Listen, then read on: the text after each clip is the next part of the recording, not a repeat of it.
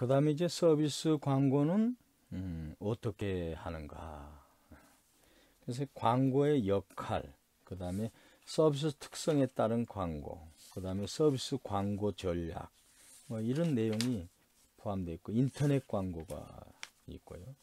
그 다음에 인터넷 광고의 유형이 있고, 그 다음에 이제 새로 추가된 뭐 뉴 미디어와 마케팅 커뮤니케이션 이렇게 있습니다. 근데 서비스 광고의 역할은 뭐죠? 제일 중요한 게 그렇습니다. 정보의 제공입니다. 이게. 정보의 제공. informs 맞죠? 그 다음에 고객을 설득하는 겁니다. persuade 맞죠? 그 다음에 이제 상품을 회상하는 겁니다. recognition. 회상이 돼야 뭐 사든지 말든지 할 거 아닙니까? 회상하기 위해서. 그 다음에 구매 행동을 유도하는 거죠. 인플루언스를 통해 가지고 사게 하는 거죠. 이게 광고의 역할입니다. 크게 네 가지. 그래서 제가 촉진 관리가 우리가 상식적인 내용이라 한 게 바로 이런 겁니다. 전체 정보를 제공하는 거죠. 광고의 역할이. 그 다음에 고객을 설득하는 겁니다. 그 다음에 상품을 회상시키는 거죠.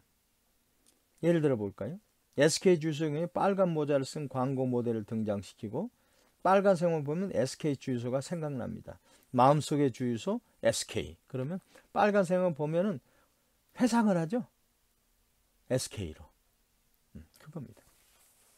그 다음에 이제 구매 행동 유도하는 것은 예를 들어서 GS 칼텍스는 주유소에서 주유를 하고 보너스 카드를 제시하면 100% 당첨 영화 무료 관람권 응모권하고 뭐 시네마 브런치 1년 자유이용권을 준다고 광고하는데 이것은 촉진과 결부해서 소비자의 구매 행동을 유발시키는 광고죠. 그래서 이제 광고의 역할은 정보 제공, 고객 설득, 상품 회상, 구매 행동 유도다. 그 다음에 이제 서비스 특성에 따른 광고. 서비스 특성이 뭐라고 그랬어요? 첫째, 무형성. 두 번째, 비분리성. 세 번째, 이질성. 네 번째, 소멸성. 이게 이러다 보니까 가격 책정도 어렵고 서비스를 고객한테 전달하는 것도 어렵고 여러 가지 힘든 측면이 있다고 그랬죠. 그럼 이제 서비스 특성에 따라서 그런 광고를 통해서 이걸 상쇄시키는 게 필요하겠죠. 그럼 무형성을 상쇄하려면 뭐죠? 유형화 시켜야죠. 유형화. 여기 예를 들어서 메릴 린치사는 광고에 회사의 로고인 황소를 등장시켜가지고 황소와 같은 견고함이나 적성을 전달했고 브리티시 항공사는 비둘기를 단서로 사용하여 안전하고 즐거운 비행을 보장한다는 광고 메시지를 만들었다. 캘리포니아 한 금융사는 존 웨인을 광고에 등장시켰다. 어떻게 보면 정의롭고 용감한 카우보이 역할로 유명한 그 이미지를 통해서 회사의 신뢰성과 유용성을 전달하고자 이처럼 서비스를 유형적 사무지나 특정 이미지를 지닌 사람과 연관시켜서 서비스에 대한 신뢰성을 높인다.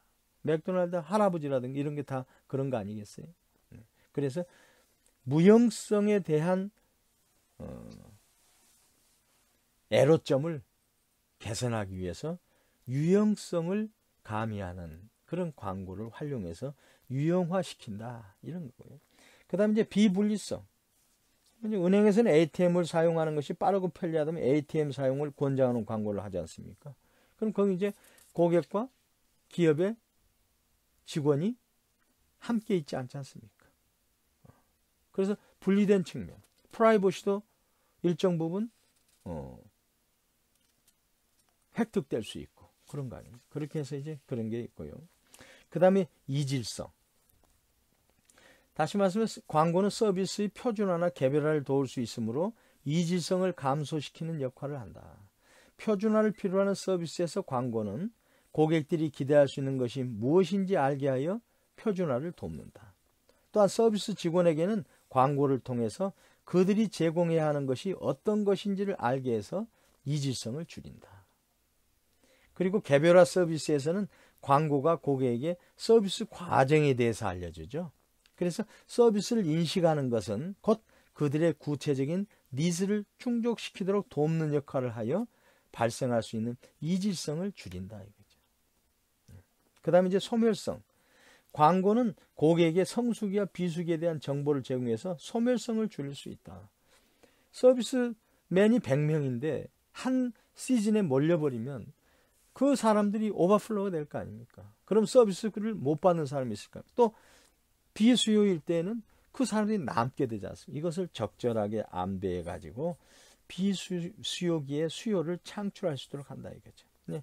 예를 들어서 한국전력의 심야전력 이용에 대한 광고 캠페인이나 뭐 테마파크의 비수기 특별 할인 광고 등이 소멸성을 해소하기 위한 광고죠. 그 다음에 이제 서비스 광고 전략. 광고 전략도 뭐 간단합니다. 이게 한 6가지가 있는데, 첫째, 소비자에게 내용을 잘 알려라는 겁니다. 이게. 서비스 광고는 무슨 소비자에게 알리는 게 중요한 거지 외양이라든가 이런 게 중요치 않다. 정확히 알려준다. 정보를 아는 만큼 보인다는 얘기도 있지 않습니까? 그래서 특히 서비스 기업에 있어서의 서비스 정보는 그게 서비스 이행 프로세스 과정에 있어서의 핵심이기 때문에 이런 소비자 알림을 적극적으로 알려줘야 되죠. 광고에 포함시켜야 되죠. 그럼 이제 소비자는 그걸 보고 이런 프로세스가 있었구나 하는 거 하고 내가 필요로 한 게 저기에 있구나 하는 니즈를 거기에서 확인할 수 있는 거죠. 그 다음에 이제 고려 상품군에 진입하도록 하라. 제 고려 상품이 뭐라고 했습니까? 환기 상품군에서 환기 상품은 환기가 됐지만 회상은 됐지만 그게 고려 상품으로 될지 안 될지는 또 고민해야 된다고 그랬죠. 거기서 환기 상품군에 제품이 없을 때는 또 다른 외부 정보를 통해 가지고 외부 탐색을 통해서 한 것과 믹사해서 최종적으로 고려 상품군을 결정한다고 그랬죠. 그래서 중요한 건 이제 고려 상품군에 진입하도록, 그러니까 소비자가 구매 의사를 갖도록 이렇게 만드는 광고를 하라. 그 다음에 이제 서비스 광고에서 직원도 고려하라. 직원이 중요하죠, 사실은. 왜냐하면 서비스 광고의 타겟은 소비자인 동시에 직원들입니다, 이게. 그래서 내부 고객이라 했지 않습니까? 그래서 제품은 기업이 만들어서 고객이 소비하는 것인데 서비스는 다르잖아요. 고객과 직원이 함께 생산하고 소비하는 것이지 않습니까? 근데 직원이 몰라버리면, 광고의 내용을 모른다 그러면 그럼 뭐가 되겠어요?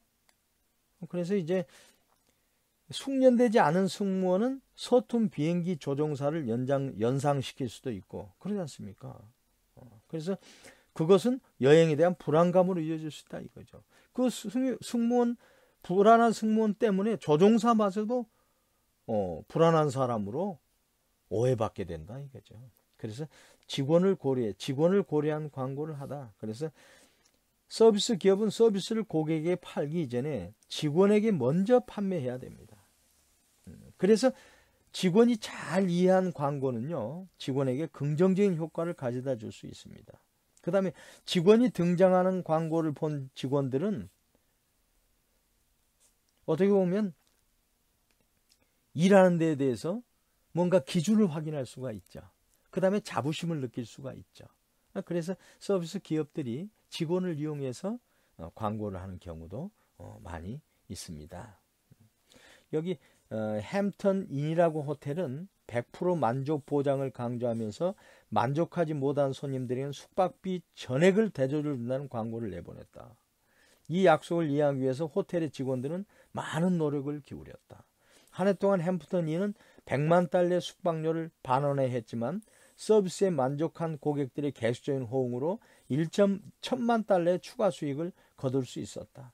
아울러 직원들의 이직률도 반으로 줄었다. 이처럼 서비스 광고는 고객들에게 서비스를 알리고 이용하도록 설득할 뿐만 아니라 직원들에게는 사기를 북돋아주는 역할을 한다. 그래서 제가 이 강조한 게 서비스 광고, 직원을 고려한 광고를 하는 제가 강조한 이유가 바로 여기에 있습니다. 그 다음에 이제 구전 효과 활용한 광고하라. 의견 선도자들이 있죠. 얼리 어답터들 있죠. 먼저 사는 사람들. 이런 분들을 통해 가지고 구전을 활용해서 광고를 하면, 예를 들어서 이제 의료라든가 법률 서비스, 미용, 자동차 정비 이런 거 할 때는 주변 사람들의 의견을 많이 참조하지 않습니까? 특히 우리가 명의 닥터 하게 되면은 그분이 어디 병원에 계시다 그러면 고객들은 그쪽으로 가야 되겠구만 하는 생각을 갖지 않습니까? 그러면서 그걸 또 자기가 본 걸 자기만 이해하는 게 아니고 다른 사람들 그 명의 찾아가야 돼 하면서 구전 효과를 막 주지 않습니까? 그건 구전을 활용한 광고라는 게 굉장히 또 중요합니다. 이게 신뢰성을 높일 수 있는 아주 중요한 하나의 툴입니다. 그 다음에 지속적인 광고를 하라. 당연하죠. 일시적으로 해놓으면 무슨 의미가 있어요? 지속적으로 해야 그게 반복 효과를 통해 가지고 장기 기억화 해 가지고 회상이 가능하게 되는 거고, 그렇죠?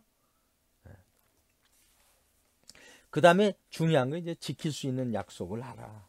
사람들은 그냥 막 얘기해놓고 다 끝내는데 그래서는 안 된다. 지킬 수 있는 약속을 분명히 해야 그 광고를 보고 사용한 소비자가 그대로 이행이 되는 걸 봤을 때 충성 고객이 된다 하는 거죠. 예. 그래서 과도한 약속을 하는 광고 캠페인은요, 기본적으로 장기적으로 보면 기업에게 유리하지 않습니다. 여기에 예를 들어 보면요, 도미노 피자는 초기에 30분 내 배달 보증이라는 광카피로 30분 내에 배달하지 못한 경우 음식값을 전액 공제해 준다는 광고를 했었다. 처음에는 신속 배달에 대한 기대가 높아져 매출 성장을 이루는 듯 했다. 그러나 음식값 전액 공제 혜택이 100% 보장되지 않기 시작하고 배달 후 30분 내 배달 약속을 지키기 위해 지나치게 서두르다가 교통사고를 일으키게 되며 부정적 언론 보도를 초래해 따라서 이행 가능한 약속인 45분 내 배달 보증으로 해 대고객 약속을 변경하기에 이르렀다. 그럼 한번 변경해 버리면요, 이게 잠재 효과가 있어가지고 굉장히 부정적으로 신뢰도에 아주 굉장히 큰 타격을 주거든요. 그래서 지킬 수 있는 약속을 하라. 그래서 한번 보세요. 우리가 이 내용에 있어서 광고하게 되면 서비스 광고 전략이 소비자에게 알리는 걸 중요하다. 그 다음에 고려 상품권 진입을 고려하라. 그 다음에 직원을 고려한 광고를 하라. 구전활동 활용 효과를 극대화하는 광고를 하라. 그 다음에 지속적 광고를 하라. 지킬 약속만. 이거 우리가 상식적으로 다 이해할 수 있는 겁니다, 이게. 그 다음에 이제 인터넷 광고가 있어요. 인터넷 광고의 특징을 우리가 한번 보면요. 첫째, 인터넷 광고는 쌍방향이라는 겁니다. 쌍방향. 그 다음에 이제 데이터 베이스 마케팅의 기초가 되는 겁니다. 다 데이터화 되지 않습니까? 그래서 기초가 되는 거예요. 그 다음에 이제 1:1 마케팅이 가능하다는 겁니다. 개인이 직접 의견을 개진하면 바로 답장을 줄 수, 1:1 마케팅이 가능하다는 거죠. 그 다음에 이제 시공 제약이 없다는 거예요. 시간과 공간의 제약이 없죠. 시간은 뭐 24시간 언제나, 공간은 어디에서나 내가 인터넷을 사용할 수 있는 모바일이나 PC만 있다면 가능하죠. 그 다음에 이제 자유로운 스폰서십이 가능하다. 그래서 뭐 자유로운 스폰서십은 뭐냐면 이제 예를 들어서 이제 인터넷은 누구나 매체 개설이 가능하고 자신의 홈페이지에 대한 뭐 스폰서를 무료로 다 그냥 자유롭게 유치할 수 있고 뭐 그러지 않습니까? 그 다음에 즉각적인 구매 유도를 할 수 있다. 그래서 인터넷 광고가 지금 뜨고 있어요. 뜨고 있습니다.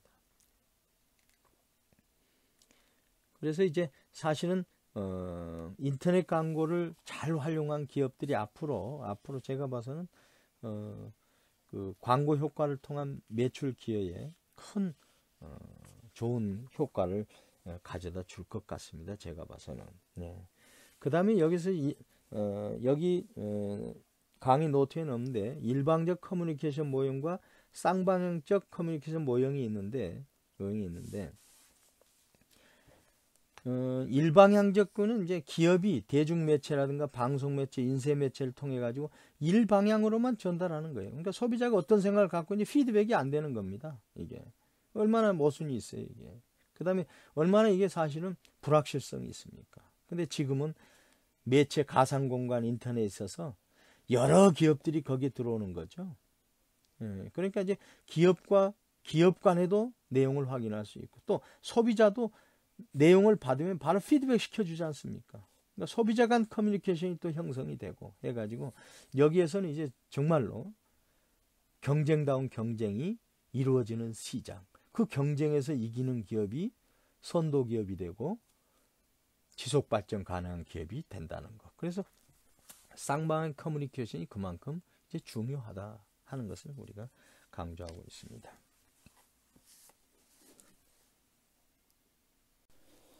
그다음 우리가 인터넷 광고의 유형,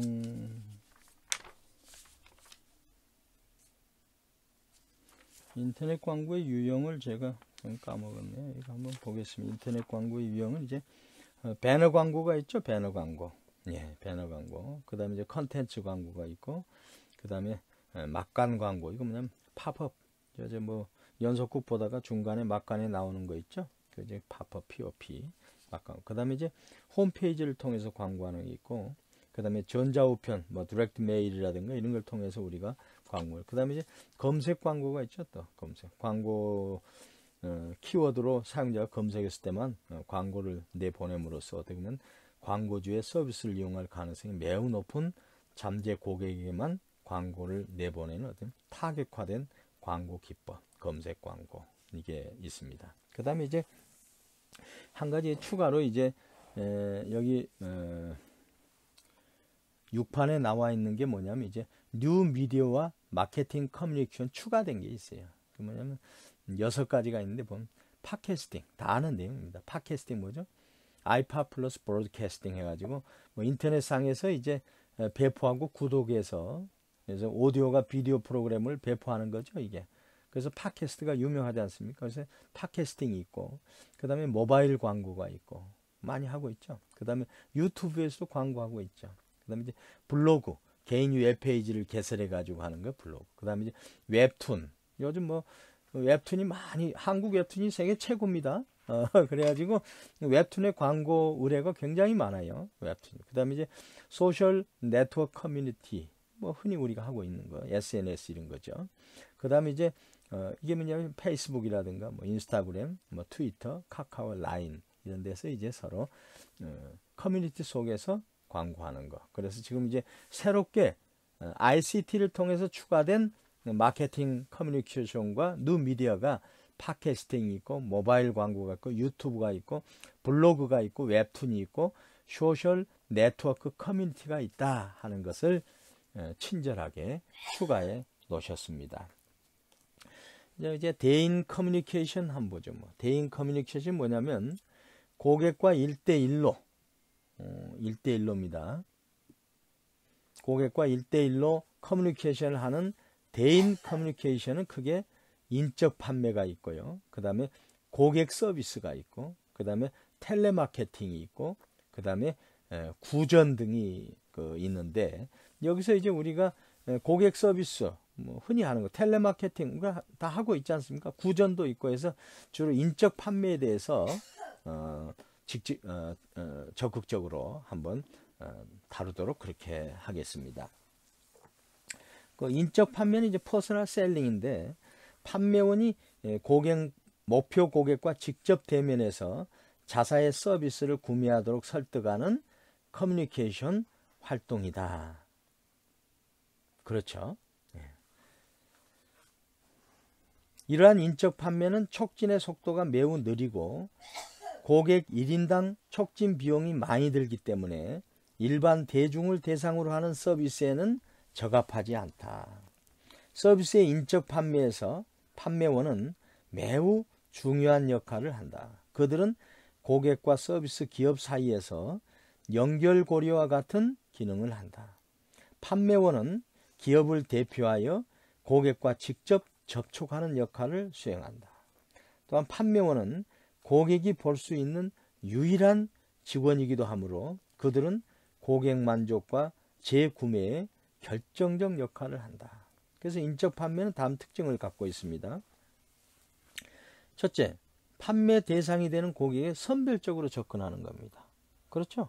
선별해서 접근하는 겁니다. 그래서 이 고객이 구매 의사가 있는 고객이라는 걸 확인하고 최소한 고려 상표군에 들어갈 수 있는 그런 제품을 가지고 고객을 접근한다 이겁니다.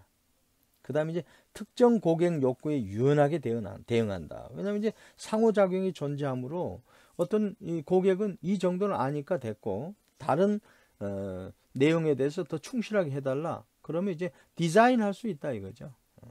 그 다음에 이제 비용이 많이 든 측면이 있다. 왜냐하면 유능한 판매원을 선발하고 교육하고 훈련하는데 비용이 많이 들죠. 그래서 제품이나 서비스에 대한 전문적 지식을 갖고 있는 판매원을 확보하고 유지하기가 상당히 어렵다는 문제점도 갖고 있다. 대인 커뮤니케이션. 그 다음에 장기적 관계 구축, 즉각적인 피드백을 얻을 수 있어서 시간의 낭비가 적고 고객과 장기적인 관계를 유지할 수 있다. 그래서 이제 대인 커뮤니케이션이 굉장히 이거 이제 특별한 케이스입니다. 특별한 케이스에 있어서 굉장히 유용하게 활용할 수 있는 그런 내용이다 하는 걸 설명드렸고, 그 다음에 이제 서비스 PR이 있어요. 서비스 PR. 우리가 PR 많이 하잖아요. PR. 서비스 PR은 이제 뭐냐면 첫째 홍보와 기업 광고에서 많이 쓰는 거죠. 첫째 여기는 진실성이 중요합니다. 서비스 PR은. 그 다음에 두 번째는 소비자가 어떤 기업에 대한 경계심을 완화시키도록 하는 겁니다. 그 다음에 다만 PR을 하는 데 있어서 일방향이기 때문에 내용 통제에 다소 어려움이 있습니다. 그래서 홍보는 대가를 지불하지 않고 비인적 매체, TV나 라디오, 신문, 잡지 등을 이용해서 서비스에 관한 소식을 고객에게 제공하는 활동을 한다. 특히 지나치게 많은 광고로 인해서 그 반응이 둔해지고 광고를 정확히 기억하지 못하는 현상이 심해지는 오늘날에 있어서 홍보를 통한 커뮤니케이션은 소비자들에게 신뢰를 형성하고 기업의 긍정적인 이미지를 구축하는 데 많은 기여를 한다. 버진 모바일의 그룹 회장인 리처드 브랜드스는 버진 모바일의 서비스에 숨은 비용이 없음을 강조하기 위해서 숨긴 것이 없다라는 모토를 선택해서 직접 폴 몬티를 연기하였다. 이러한 회장의 행동은 월스트리트 저널로부터 최악의 광고상을 받았으나 버진 모바일을 널리 알리는 기회가 되었다. 참고로 이 버진 리처드 브랜드스는 아주 괴짜인데 난독증 환자였어요. 근데 어려서 기업을 창업해가지고 항공사라든가 이런 모바일사 많이 창업했는데 이 코로나19에 아주 직격탄을 맞아가지고 호주의 항공사, 2회 항공사도 소유하고 있었는데 지금 도산 위기에 있어가지고 거의 도산된 거나 마찬가지고, 영국의 제2항공사도 지금 그렇고, 그래서 영국 정부들은 돈 좀 도와달라고 하니까 이분이 버진 브랜드슨이 면세 국가 거기에다가 옮겨놨어요. 이게 본사를. 그래가지고 세금 한 푼 안 냈거든요. 그러니까 영국 정부에서 밉게 봐가지고 지원을 안 해주고 있어요. 지금 최대의 그룹의 위기에 직면해 있죠. 이분이 근데 광고라든가 이런 데서 아주 돌출적이고 돌발적이면서도 자극적인 광고를 통해서 기업 홍보하는 데는 아주 혁혁한 공을 세우신 분입니다.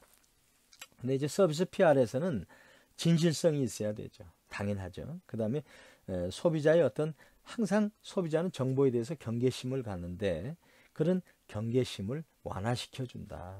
그 다음에 기업이 직접 펼치는 마케팅 수단과 달리 홍보용 기사는 언론 매체에서 그 내용을 편집하기 때문에 기업이 원하는 방향대로 통제할 수 없다는 단점도 있어요. PR은. 그러나 그런 단점조차도 중요한 PR 요소가 되는 겁니다. 그래서 요즘은 기업이 굉장히 환경이라든가 그 다음에 사회적인 부분에 있어서 역할을 많이 해서 긍정적인 어떤 기업 이미지를 주려고 굉장히 PR에 관심을 많이 가지고 있습니다.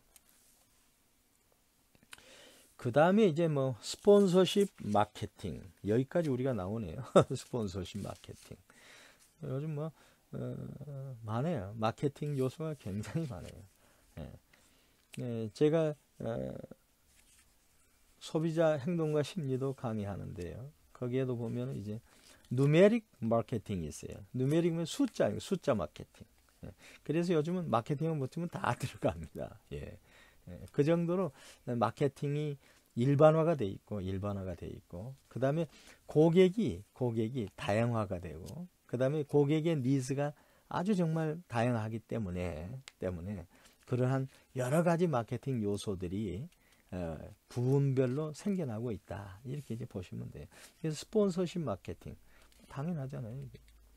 저 삼성이 한 몇 년 전에 첼시하고 스폰서십 계약을 맺었죠. 그래서 유니폼에 삼성 로고가 들어갔지 않습니까? 그래서 엄청난 삼성의 그 상승 효과가 브랜드 상승 효과가 있었죠. 또 첼시가 그 당시에 제가 알기로는 우승을 했나 뭐 그런 것 같아요. 그러다 보니까 광고 노출이 많아지고 그 다음에 또 최근에 보니까 호주 오픈인가요? 거기에 이제 기아 자동차가 거기 메인 스폰서십을 가졌더라고요.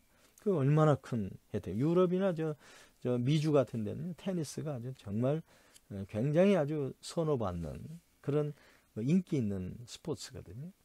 이게 우아한 스포츠거든요. 그러니까 기아가 자기 브랜드를 우리 차는 우아하다. 우리 차는 남다르다 하는 걸 강조하기 위해서 스폰서십을 한 거죠. 이제 독점권이 있는 겁니다. 스폰서십을 하게 되면 독점권. 독점권을 유지하게 해주는 거죠. 그 다음에 이제 긍정 이미지를 이렇게 창출하게 해주는 거죠. 그 다음에 이제 목표 고객을 효율적으로 공략할 수 있는 거죠. 사진에 보면 이제 박세리 선수가 CJ의 스폰서를 받았네요. 그러니까 이제 박세리 선수가 우승하면 이 모자에나 옷에 있는 로고가 CJ가 다 홍보가 되는 거죠. 뭐지? 쳐보는 거죠. 그럼 한국에 있는 무슨 회사죠? 저희가 과거에는 식품 회사였지만 지금은 엔터테인먼트 회사네. 그렇게 되는 거지. 그다음에 맥도널드에는 이제 LPGA 챔피언십을 후원했고요. 보니까 뭐 FIFA 월드컵에도 맥도널드가 거기에 또 공식 스폰서로 됐네요. 비용은 많이 들지만 독점권을 통해서 단시간 내에 고객에게 브랜드 효과를 줄 수 있게 되는 거죠. 그래서 이제 이런 긍정적 이미지를 창조. 그런 스폰서십을 하고 있는 그 내용, 경기 게임이라든가 그 다음에 무슨 그 문화행위라든가 이런 것은 다 좋은 선한 내용이지 않습니까? 그 선한 내용의 스폰서십을 하면 그 브랜드도 선해지는 거죠. 그렇지 않습니까? 그런 개념으로 하고 목표 고객의 이제 효율적인 공략이 이제 가능하죠. 사실은 타겟 고객에 대한 효율적 공략이 가능하다. 그래서 스폰서십 마케팅도 굉장히 요즘 부상하고 있다. 그 다음에 다양한 형태로 분화하고 있다. 우리가 이렇게 이제 보시면 됩니다. 이렇게 해서 일단 9장 우리가 서비스 촉진 관리에 대해서 여러분과 함께 나눠봤고, 바로 다음 장 이어서 저희가 서비스 채널 관리를 들어가도록 그렇게 하겠습니다. 이제 10장 첫 서비스 채널 관리입니다. 서비스 채널 관리는 아주 간단하기 때문에요. 제가 여러분과 함께 내용을 읽어가면서 설명하면 충분히 이해할 수가 있습니다. 흔히 우리가 또 시중에서 볼 수 있는 현상이니까요. 그에 앞서 요즘 가장 그 눈에 띄는 용어가 많이 이제 언론에 나오고 있는데 코로나 말고요. 뭐가 있습니까? 한번 생각해 보시죠.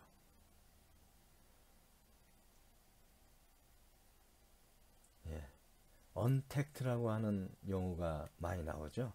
언택트 산업이 뜬다. 언택트라는 게 이제 비대면이거든요. 지금 우리가 비대면 수업을 하는 것도 언택트 에듀케이션이죠, 이게.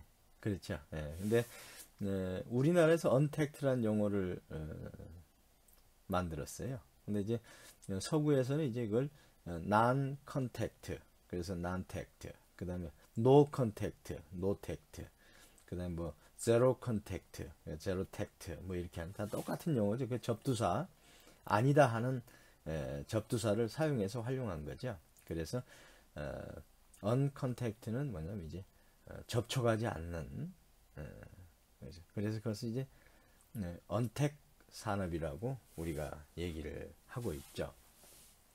근데 사실 그런 것 같아요. 이제 모든 게 이제 이 코로나 이후의 세대는 어떻게 변할까 생각해 보면 굉장히 큰 변화가 있지 않을까 하는 막연한 생각이 듭니다.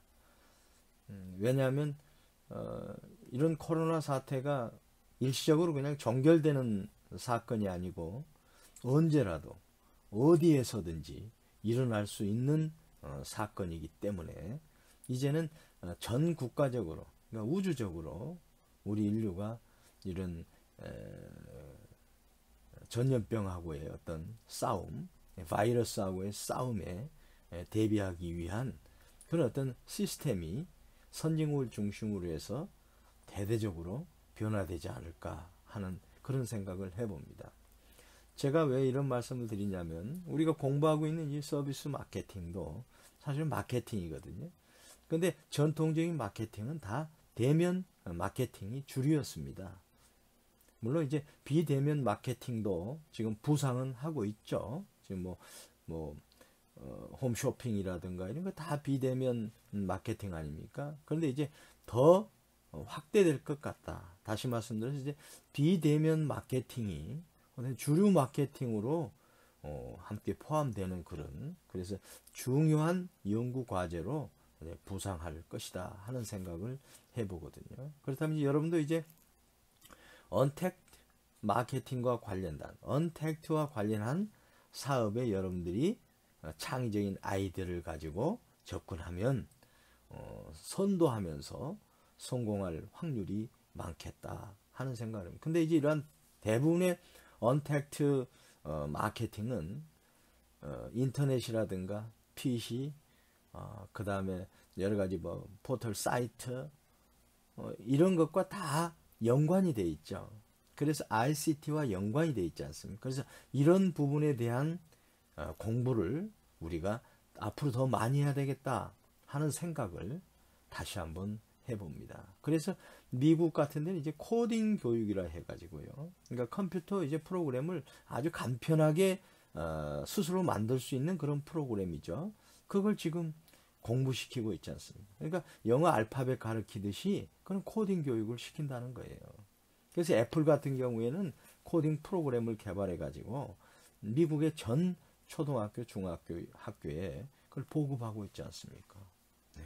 그래서 쉽게 누구나 할 수 있게 컴퓨터 프로그램을 활용해서 뭔가 자기가 창의적인 아이디어를 거기에서 접목시켜서 새로운 세상이 개안될 때 적극적으로 주도적으로 참여해 달라 하는 그런 거죠.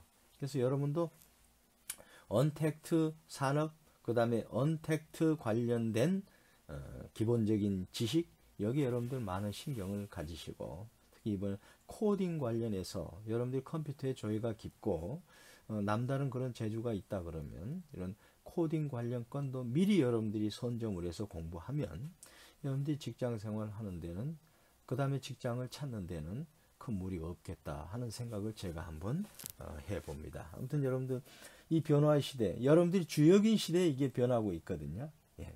근데 우리가 보면은 그런 시대를 당한 사람들은 우리가 태풍의 눈 속에 있으면 고요하듯 잘 모르거든요. 근데 어느 순간이 지나고 나서 딱 보면 내가 그 한복판에 있었구나 하는 것을 느끼게 되거든요. 그때 느끼면 안 되죠. 지금 그런 징후가 보일 때 느껴야 되는 거거든요. 네. 그렇게 해서 여러분들이 한번 여러분 스스로의 장래에 대해서 이런 중요한 현상이 지금 발생됐기 때문에 여기에 여러분들도 한번 고민을 깊게 해봤으면 하는 그런 바람을 제가 여러분들한테 당부드립니다. 네, 그럼 서비스 채널 무엇이 다른가? 서비스 채널이라는 게 이제 판로죠, 판로. 어떻게 서비스를 공급하는 그 길을 얘기하는 거죠. 근데 간결한 전달 경로입니다. 서비스 채널은. 왜냐하면 생산과 소비가 동시에 일어나는 서비스의 성격 때문에 서비스의 채널은 서비스 제공자와 소비자로만 구성되죠. 그 다음에 서비스 제공자가 직접 소비자에게 서비스를 전달하므로 중간상이 존재하지 않는 경우가 굉장히 많습니다. 이러한 경로의 대표적인 예로 보면 경영 컨설팅이라든가 회계법인이라든가 변호사, 건축사 이런 전문 서비스 업체들은 고객과 서비스 업체가 직접 다이렉트로 하는 거죠. 중간상이라는 필요 없죠. 근데 거기에도 일부 중간상이 있을 수가 있어요. 왜? 브로커라든가 이런 게 있을 수가 있어요. 그러나 전반적인 모습에 있어서는 직접 고객과 기업이 서비스 채널을 통해서 서비스 행위를 하고 있다. 이렇게 보시면 되고요.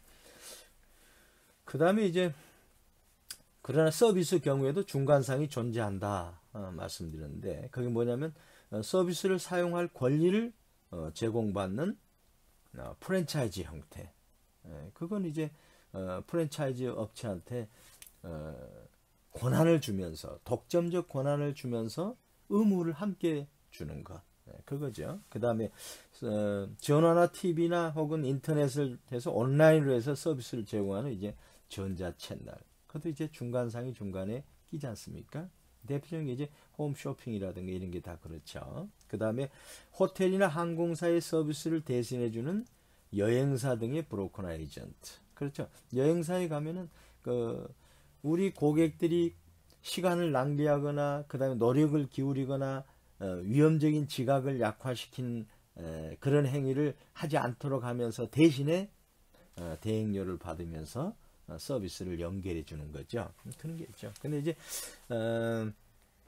이러한 중간상들은 순수한 의미의 중간상이 아니라 생산자 대신 자신들이 서비스를 생산해 제공하거나 단순히 서비스를 전달하는 매체로서의 역할만을 하는 거죠. 이러한 중간상을 이용한 경로는 제가 이제 그림을 통해서 여러분들한테 설명을 드리겠습니다. 한번 보시죠. 그림 10-1의 전형적인 서비스 유통 채널은 서비스 제공자와 고객하고 아주 바로 하는 겁니다. 그러니까 이게 간결한 전달 경로입니다. 이게 그렇죠. 그 다음에 이 중간상을 이용하는 서비스 유통 경로는 서비스 제공자가 있고 고객이 있지 않습니까? 거기에 이제 프랜차이징도 있을 수 있고 전자 채널도 있을 수 있고 브로커나 에이전트가 있을 수 있다. 그래서 기본적으로 서비스 채널은 간단하다, 간결하다. 이렇게 보시면 됩니다. 그 다음에 이제 전달 방법과 관련해서는 이제 다양한 전달 방법이 있다. 전달 방법과 관련된 위에서 밝힌 간결한 전달 과정과도 관련이 있다. 일반적으로 제조업체에 있어서는 제품의 경우에서는 이제 제조업자가 도매상한테 전달하지 않습니까? 그러면 이제 도매상은 또 소매상한테, 그 다음에 소매상이 이제 최종 소비자한테 전달하는 방식이 기본적인 제품 흐름을 갖게 되는 거죠. 그런데 이제 서비스 경우에는 뭐 인터넷이라든가 홈쇼핑 등 다양한 전달 매체를 통해서 중간상의 수가 축소되거나 사라지고 없죠. 기업이나 고객의 상황에 적합한 전달 방법이 개발되고 있죠. 거기에는 무슨 뭐 도매상이니 소매상이니 뭐 이런 게 없는 거죠. 그냥 그 다음에 중간상이라 할지라도 어떻게 보면 서비스 기업을 대신해서 하는 거기 때문에 거기에 특별한 변화가 있을 수 없는 거죠.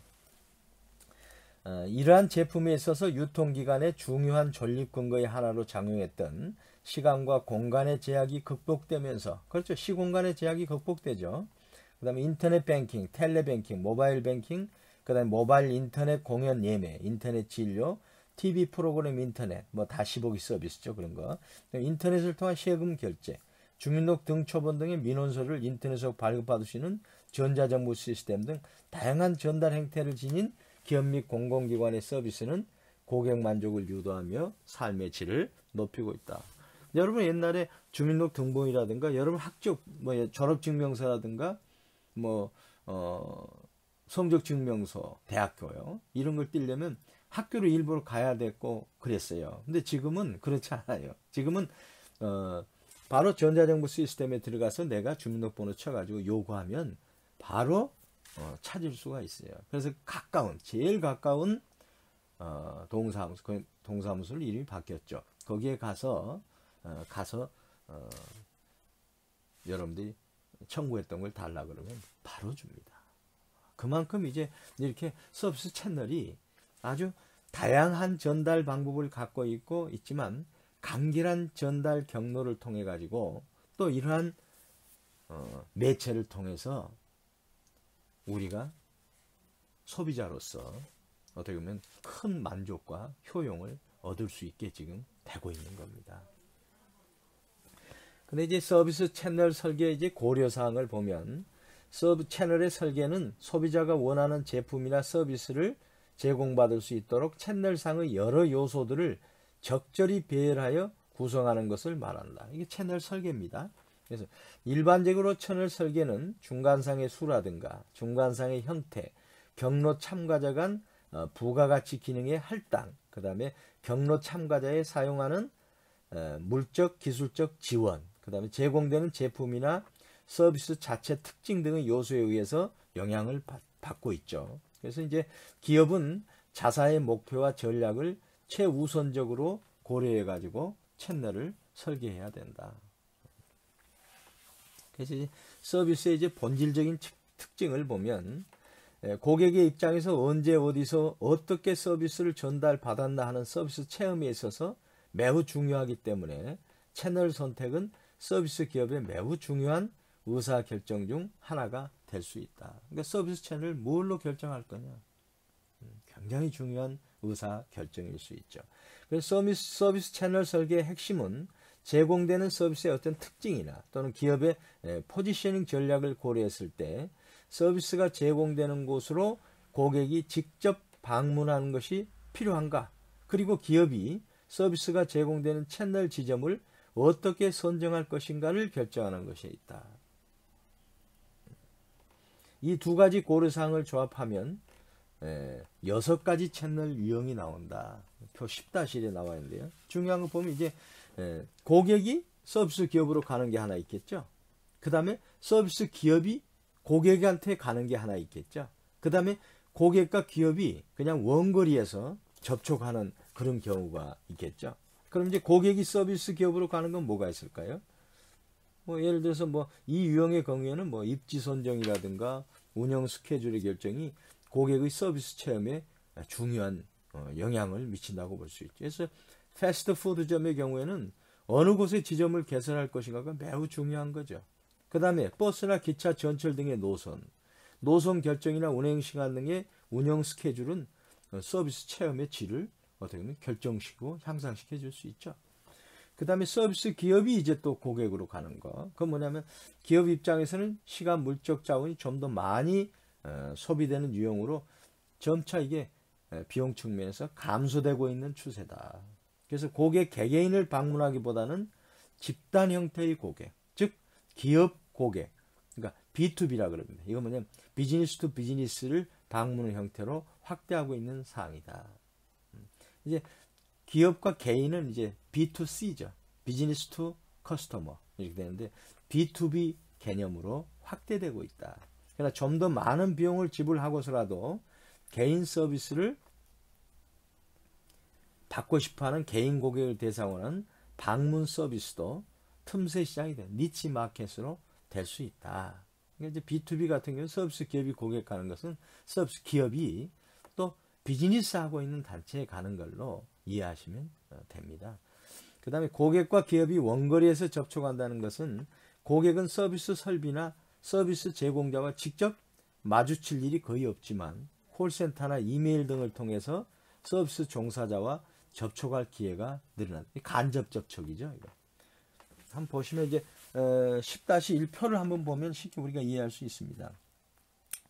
여기에 이제 고객과 기업의 접촉 형태가 고객이 서비스 기업으로 가느냐, 두 번째는 서비스 기업이 고객한테 가느냐, 그 다음에 원격 접촉이냐, 거기에서 이제 서비스가 제공된 지점이 단일 지점이냐, 복수 지점이냐. 보면 이제 고객과 서비스 기업이 가는 고객이 개인 법률 컨설팅 사무소에 가는 거죠.